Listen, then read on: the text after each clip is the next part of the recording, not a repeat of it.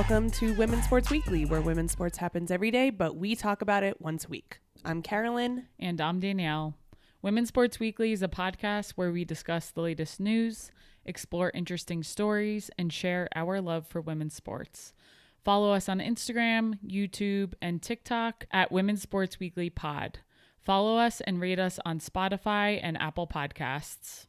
Let's get into our highlight reel for the week. Danielle, what do you have for us? So I'm going to kick us off with some soccer. In Atlanta, Georgia, this past week, the SheBelieves Cup took place. The SheBelieves Cup is an invitational women's association football tournament held in different cities in the United States, typically in late February or early March. This year, it happened to be in April. In the first 3 years, so that was 2016, 2017, and 2018, it was made up of the same 4 teams. It was the United States, England, France, and Germany. Then since 2019, the tournament lineup had featured different teams each year, which I honestly think is pretty cool to give other teams a chance versus the same 4 teams every year. Playing in the U.S., it gives opportunity for the U.S. fans to see more than just the normal teams that they see at the World Cup or in the Olympics. For the 2024 SheBelieves Cup, due to the change in the FIFA competition windows and the staging of the CONCACAF W Gold Cup in February and March, the format of the SheBelieves Cup was changed. So while there were still 4 participants, this year it was Brazil, Canada, US, and Japan. There were 4 matches instead of the usual 6, and the teams only played a semifinals game and a third place match, and then the championship game. And I think this is smart as well. We talk a lot about player load and ways to keep athletes safe. And I think shortening the amount of time they're playing, especially we have the NWSL going on. Yep. They come and take a break.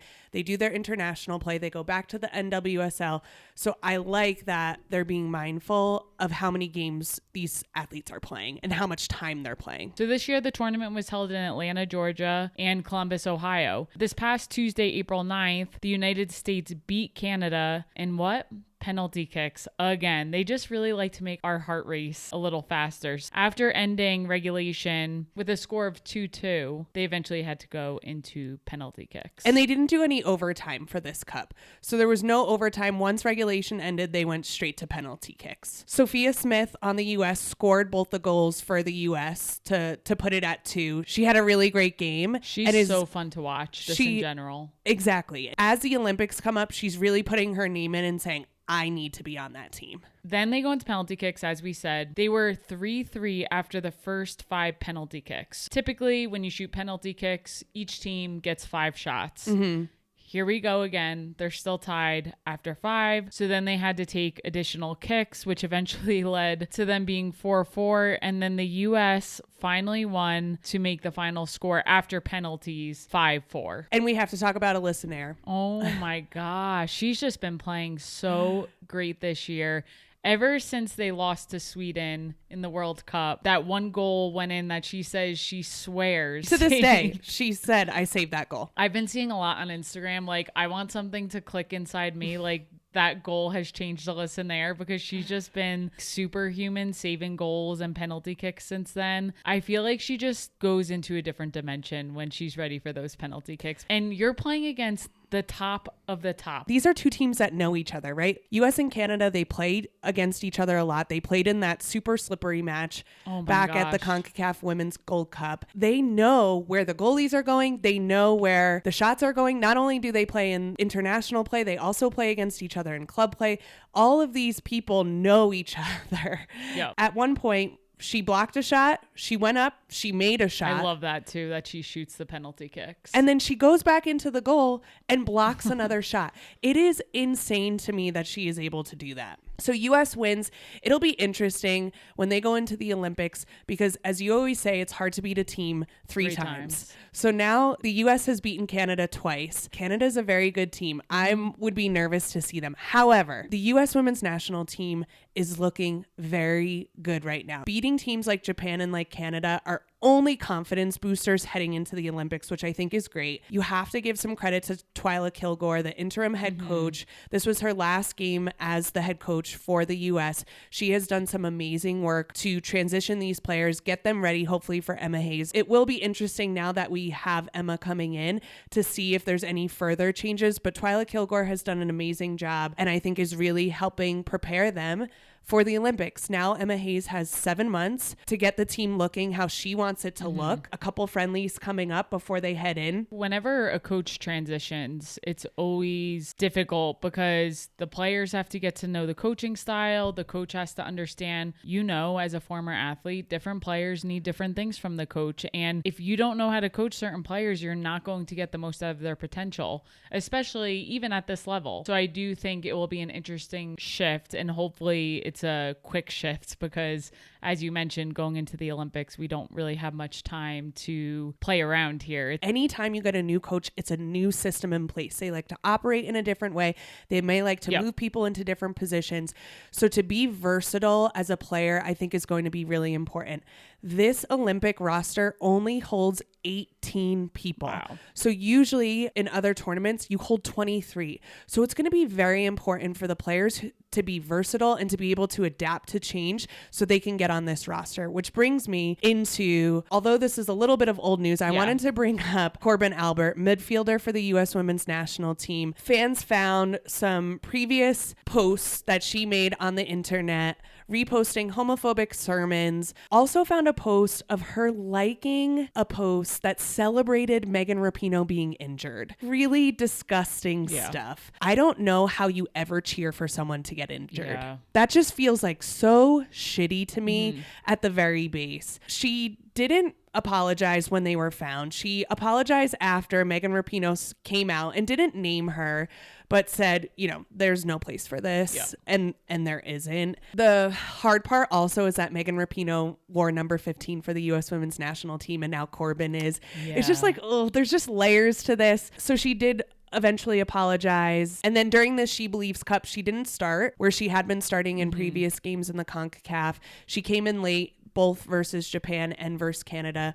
And when she came into the game, she came into booze, which is understandable. But like I said, this Olympic roster is 18 people. Things like this coming up is going to affect your spot. Obviously, us being part of the community and hearing things like this, it hurts to know that people truly have beliefs like this. And I know it's out there, but for someone to have a platform like that and to openly harm other people that aren't doing anything to harm her is just always upsetting, especially when you have higher suicide rates in especially the transgender community and LGBTQ plus community. And then you have people going at you like that. This is where it comes into play. It's so much more than just a sport, and you're putting this hate out there and harm. And I think that was Megan Rapinoe's point. Yeah, what's the point of it? Why? Exactly. These people aren't hurting you. Why are you attacking that community? Whether there's people part of the community on her team or there's people with siblings who are part of the community or there's teammates with friends. And so to your point, how is she going to gel with a team now after saying these things and it's out there? And yeah, she apologized after she was called out. But I'm sure in the locker room that has to take a toll on relationships with her teammates. And when you're thinking about the Olympics and you need a team that is gelling well, if there is any hint that there could be a cancer somewhere, you just want to get that out. The bigger picture here too, I struggle with this because I can't understand when people are like, well, I just don't understand it. I don't know what there is for you to understand. I don't know how you can use your beliefs as a marker because it's there. It's in front of you. It's not something that you can believe in or not believe in when it's right in front of your face. Just see humans for who they are and you're going to be great. Yeah. It makes me so upset. However, what I do want to say is that I think in our culture, when we cancel people and we push them away, we push them further into their corner where extreme people can be like, yeah, see what they did to you when you came out and spoke your mind. They just pushed you back and they kicked you off the team. And I don't want that. I want this to be an opportunity. She's very young. I think I read online, she's born in 2003. Like she is young. That makes me feel old.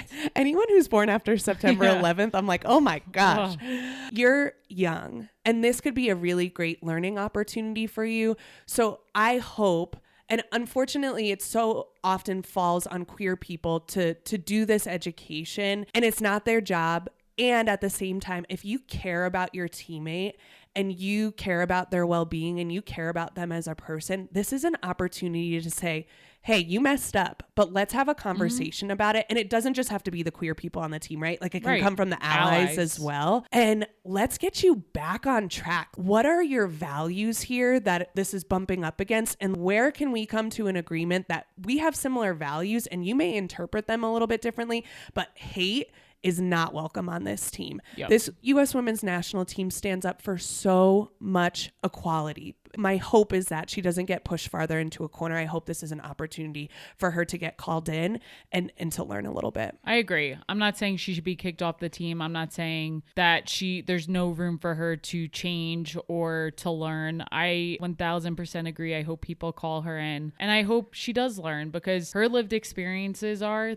that's bad, this is terrible, whatever her beliefs are, but maybe she can learn and grow and change a little. I think it's possible, especially with a team like that. And I think the more that you're exposed to people who are not like you, the better. Again, she's very young, so hopefully her exposure to people who aren't white, aren't straight, aren't cisgender will be helpful for her, but there's just a lot of learning that needs to be done there. This is going to affect her playing career. Unfortunately for her, every action has a consequence, and this is going to be some of the consequences for it. You're going to learn from it, or you're not, and that's going to be the end of your career. Yep. Okay, enough about that. Let's go on to more soccer. Yes. But let's transition into the NWSL. I want to talk about North Carolina Courage versus Portland this past weekend. North Carolina Courage beat the Portland Thorns 2-0. North Carolina is 3-1. It earned its 100th win. The club is now unbeaten in 12 straight regular season home matches, where they play at Wake Med Soccer Park in Cary, North Carolina. Just a great place to play. Yeah. And they're defending their home field, which I think is great.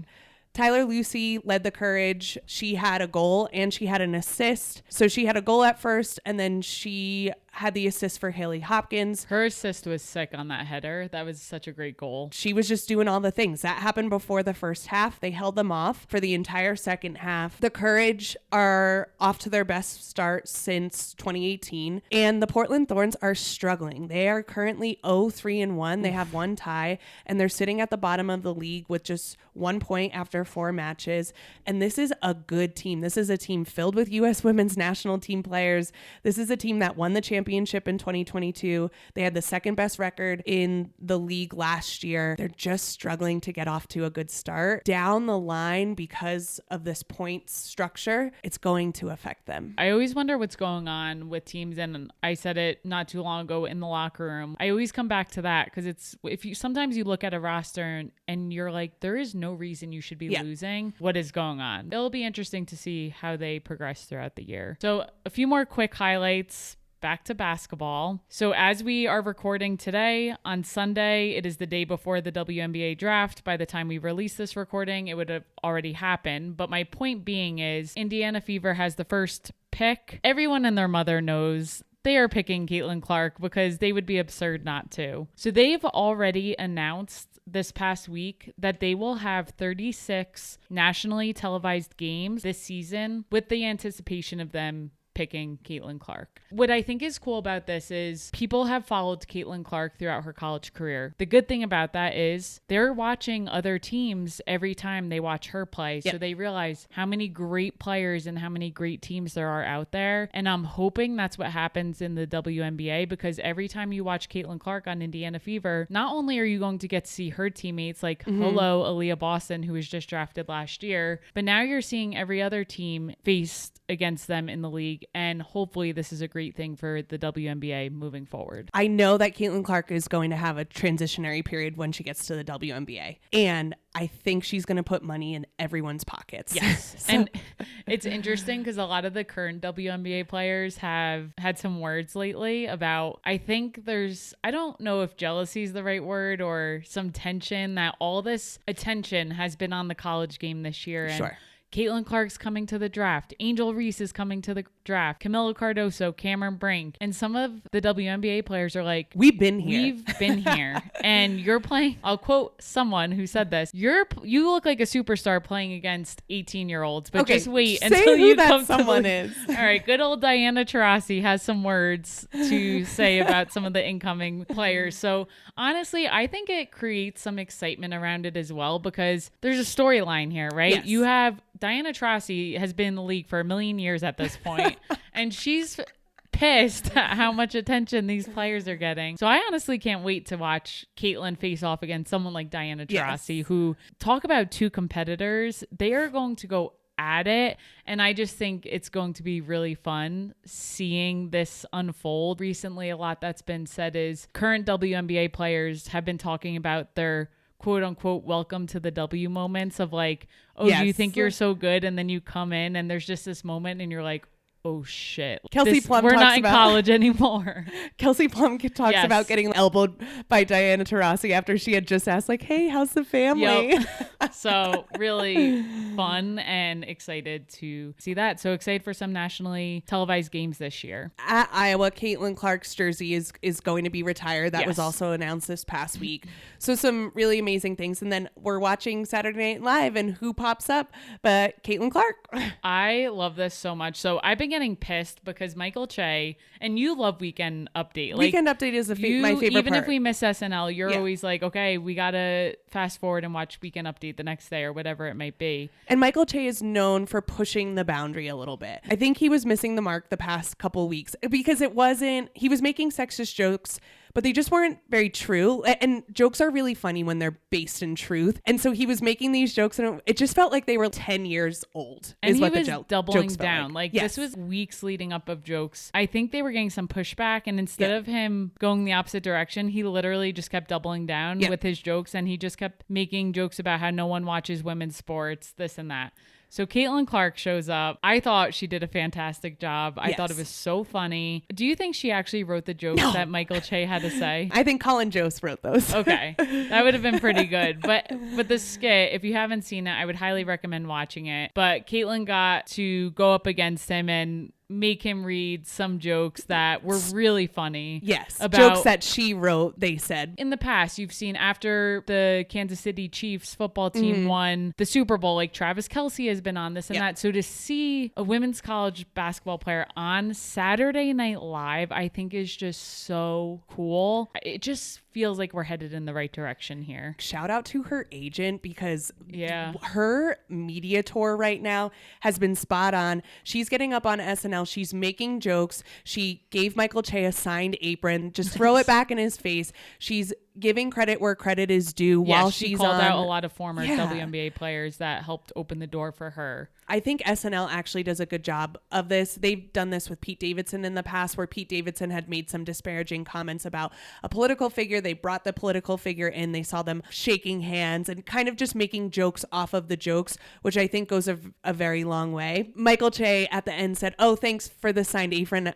I'll give it to my girlfriend. Caitlin Clark looked at him and was like, we all know you don't have a girlfriend. Rather than pushing someone farther into their corner, just calling them in and building the joke on top of it. Sure, if you want to play that game, I'll play that game right back with you. I thought it was a really cool moment. Last but not least, for the highlight reel this week, we have to talk about Tara VanDerveer, head coach for Stanford for 38 seasons, and she was a coach for 45 years overall. Can you even imagine? What is she going to do with her retirement? I mean, she's 70 years old. I hope the woman goes on vacation. Like, if you're a basketball coach, your job does not end when the season ends. You have to start recruiting for the following year or for 5 years down the line. So I hope this woman goes on a beach vacation somewhere. This year, she passed Coach K for the most wins in NCAA history, and she ends her career with 1,216 wins. And she won an NCAA title in 1990, 1992, and 2021 with Stanford. They've reached the Final Four 14 times.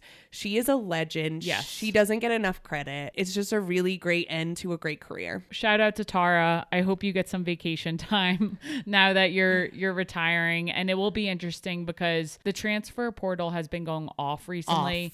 Kiki Ariafen, who was a standout player for Stanford this year, entered the portal. Honestly, no surprise after your head coach, Tara, a legend, retires and you're losing Cameron Brink to the draft. She's just one of many players in the portal right now, but I can only imagine with a head coach leaving, that's definitely going to happen. You know who needs a big? Who? Well, South Carolina lost Camila Cardoso, so they're in the market for a big. Maybe Dawn will work her magic and get her in there.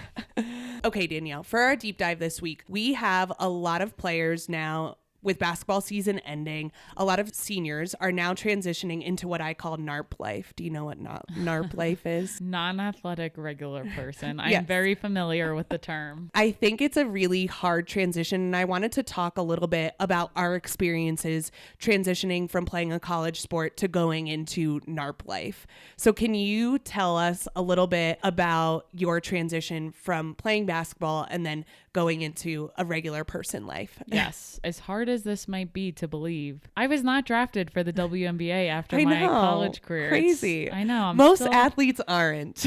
I'm still a little salty about this. I should talk to Kathy Engelbert about that.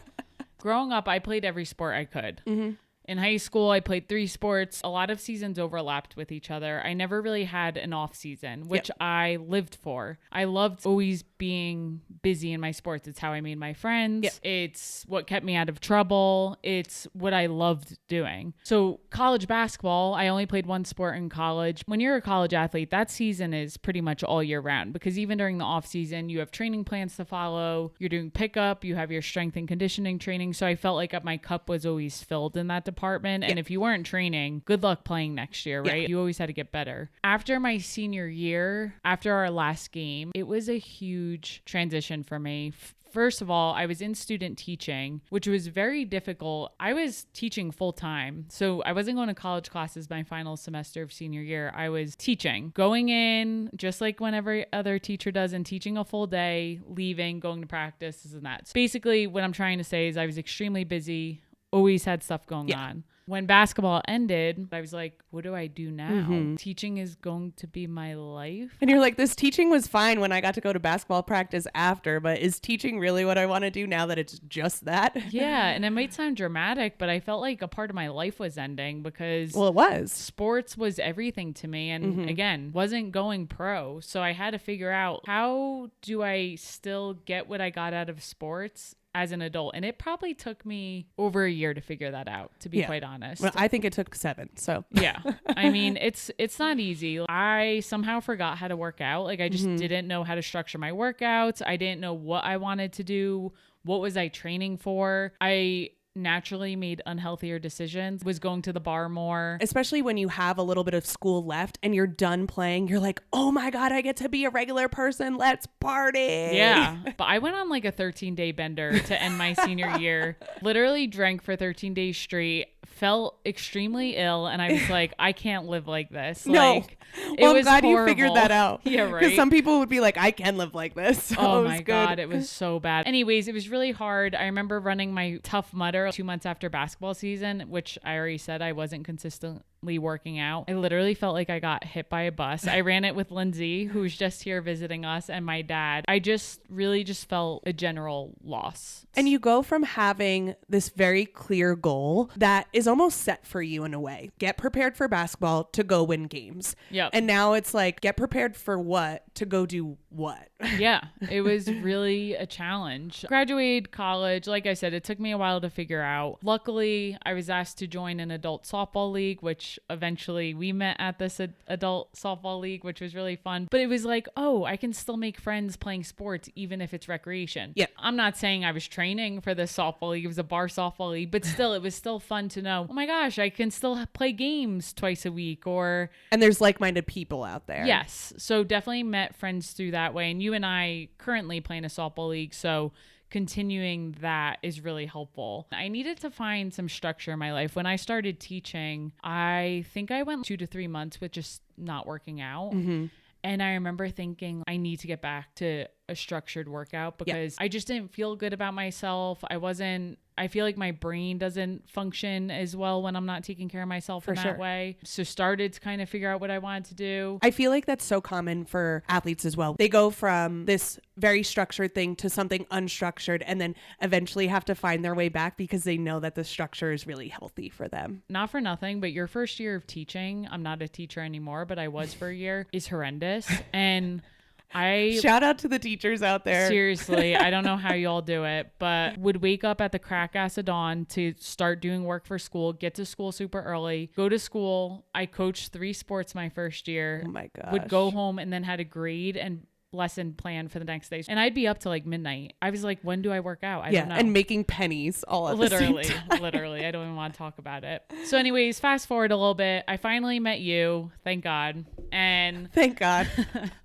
Love you. Your sister was into running at the time. You were like, oh, my sister's running a half marathon. Do you want to come? I was into running in the past. I feel like since graduating, I just didn't find my groove with it yet. I had run 5Ks, 10Ks, but I went to that half marathon. I think it was the Brooklyn half that your sister ran. And I was like, this is so cool. And I was like, I need to do this. I don't think my sister knows this, so this will be fun for her to hear. Yeah, she was my inspiration. She seemed so happy. I have this vivid memory of Allie running by us. And at the time when we first met, it was this big joke that my favorite song was Classic Man, and everyone knew it. By Jadena. By Jadena. She was like, your song, Classic Man, is playing as she was running by us. And not too long after that, I found a half to train for, ran that half a few years in a row. Shout out to St. Luke's half in Bethlehem, Pennsylvania, a great spring race. I obviously stuck with running. I've run a few halves, a few full marathons since then. For me, being a very structured person and feeling like I need something to train for, training for races has been filling that cup and continues to do so at this point in my life, which has been really, really helpful. I can play in sports leagues. It's all fun, but I'm not training for anything, and I still don't feel like I'm getting that structure, whereas running gives me that. And right now I'm being coached by our friend Paul, and it's even more structured than anything I've ever followed, and I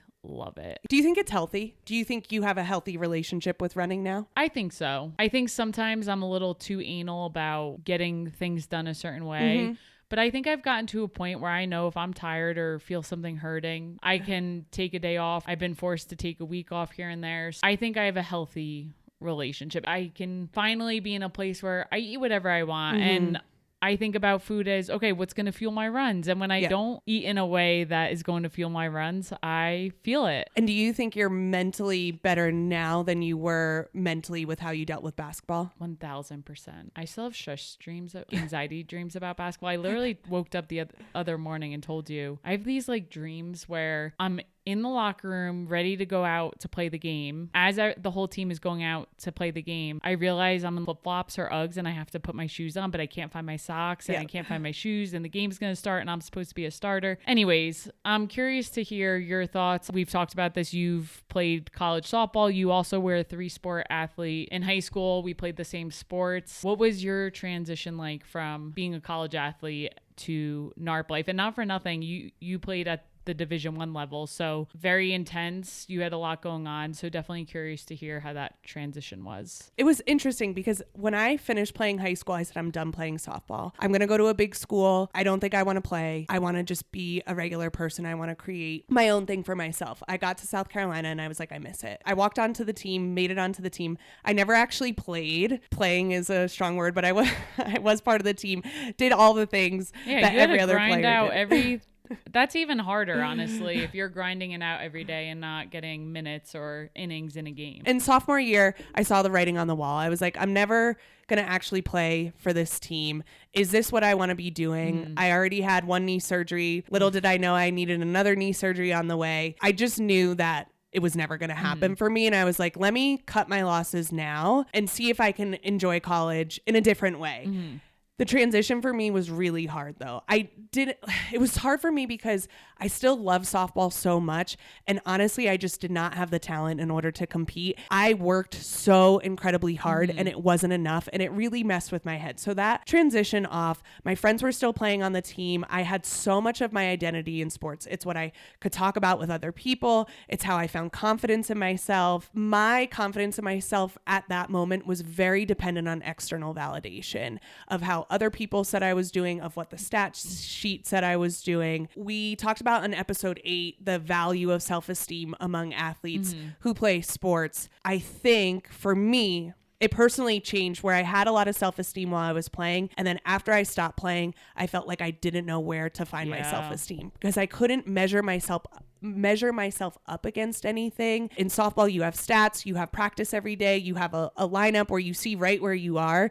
And I didn't have that. So I didn't know how to build up my self-esteem in a way that was healthy. Sure. So I felt like I had to rebuild of what do I even want? What is my life going to look like? I knew that I wasn't going to be a professional softball player. I knew that from the very beginning. When I was younger, I only planned to get to college. I really didn't plan after that. So I didn't know what I wanted to do with my life. And I was still very young at the time. It's hard for anyone to know what they want to do with their life. But at that time, everything was so controlled by schedule. And you talked about this, but we had lifts in the morning. I had class. We had practice or games in the afternoon.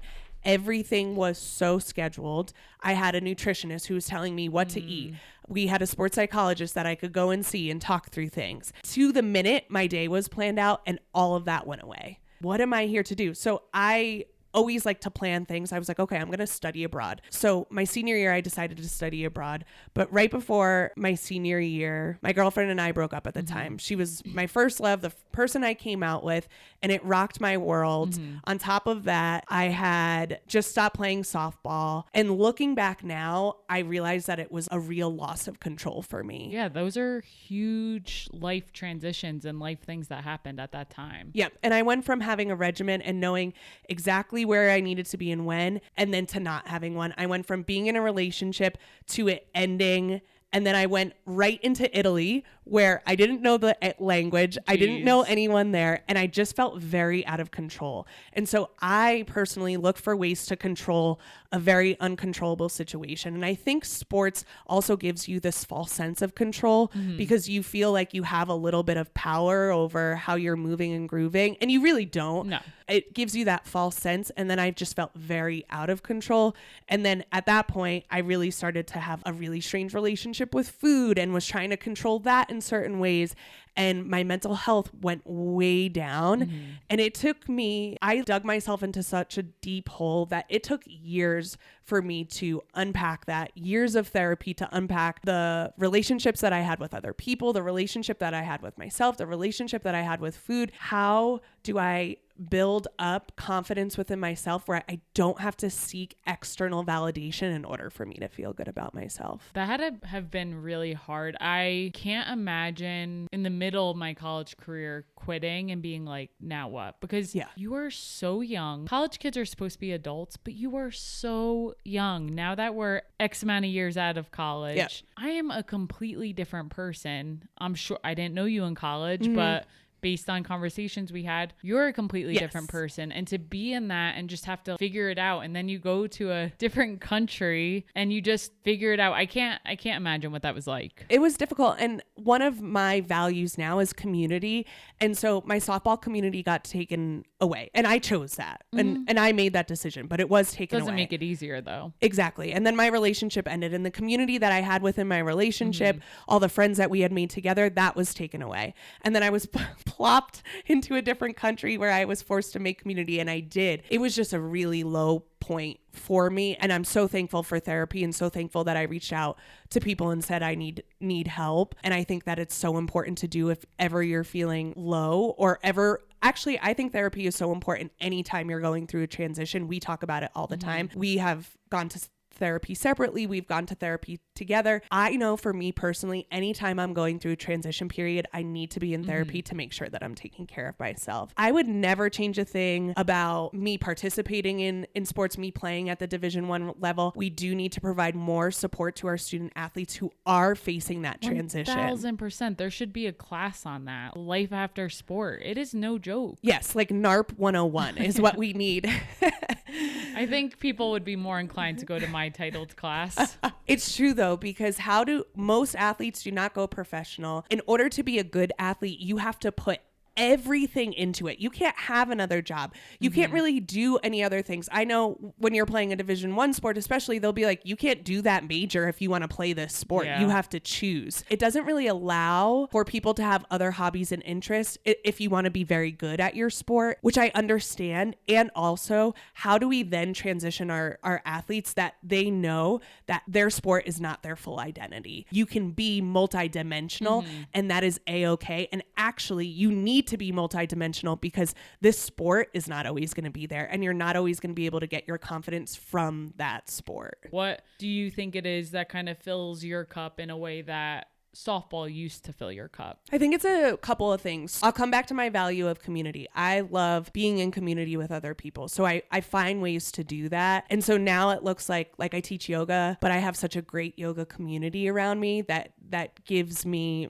so much and that I can give to, which is also very important. For me to be able to use my voice teaching a yoga class is very, very important. I also think playing in our softball league is just fun, and it's not competitive, right? But it brings me around like-minded people. And like you, I like to move my body. It makes me feel good. Any day that I don't move my body and then I go to work, I can tell my brain is not firing the way it should. So for me, it's CrossFit. I've been trying to mix things up and do like CrossFit and running and CrossFit running and yoga, because I don't want to be stuck to that one thing just in case it gets taken away for whatever reason, injury or something happens. I want to have my feet in a lot of different places, and I want to have multiple identities. I want to be the person who can talk about sports, who can play softball and also teach yoga and also talk about how she goes to therapy all the time, right? I want to be that person where for a while I didn't think those identities could coexist.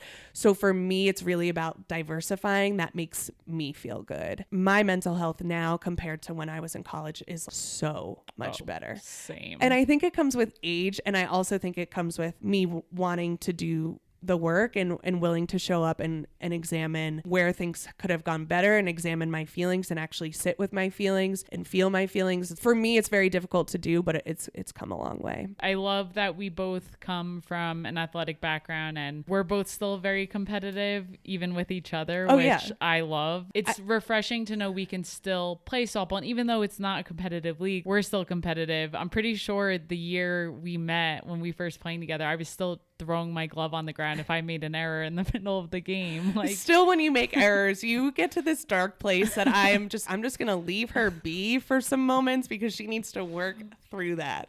But it is nice to still have that competitive edge, because I think it does bring things to our jobs or just life in general versus just going through your day and not caring about anything. I think our friends are afraid of the competitiveness that we have between each other. And just, if I play a board game, I want to win at that board game. If I do anything, I want to be the best at it. That's never going to leave me. And it's part of myself that I really love about myself. I just try and welcome it all. Just want to end this segment with, if there's anyone out there who does know of resources, or they were given resources when they were transitioning from athlete to NARP, I'd love to hear about it, because I honestly haven't looked into it too much. So there could be things out there that we don't know about. I never experienced those resources. Maybe there's more out there now. And if our listeners have stories about transitioning, or we would love to hear that as well. Send us a message. Tell us how it went for you. I think our listeners are some of the greatest people ever. Yeah, so shout out. I would love to hear from everyone about how they've moved through it as well. Okay, Dizzle, as we wrap up for today, what are you looking forward to this coming week? Dizzle. I like Well, we've been talking a lot about soccer. It is in full swing. There is a full weekend of games starting Friday, April 19th. For the NWSL. Yes, NWSL, National Women's Soccer League, through Sunday night. One game in particular I'm excited about is Friday, April 19th. San Diego Wave, who we are going to see live in a few weeks, very excited, is playing the Orlando Pride at 8 p.m. Eastern on Amazon Prime. What are you looking forward to this week? I'm looking forward to some more softball. I wanted to talk about UCLA, who currently stands at number 11, taking on Stanford, number 7, beginning Friday at 9 o'clock p.m. However, the games are not playing on anything. These are two teams, an 11 versus a 7. I don't understand that at all. It just drives me crazy. If you know that they're playing somewhere, please send me a message, but I'm not seeing them come up. But I saw that the games were scheduled. I was like, I can't wait to watch this, and I'm not seeing any network in it. However, number 15, Missouri, will take on Georgia, number 8, beginning Friday at 6 o'clock p.m. on the SEC network. Missouri is coming off a series win over Florida, who were currently ranked 9. This is going to be a great matchup, a great SEC matchup. You play 3 games in a weekend, and someone takes the series. Regionals are coming up in May. We have so much to look forward to with the WNBA season starting, and then college softball really kicking off, heading into regionals, super regionals, and then the Women's College World Series. Okay, that is it for this week. We will see you next week on Women's Sports Weekly. In the meantime, watch women's sports, rate and subscribe to the pod on Spotify, Apple, and YouTube. Share the podcast with your friends and keep sending us topics you want us to cover on Instagram at Women's Sports Weekly Pod. Thanks so much for joining us. Bye.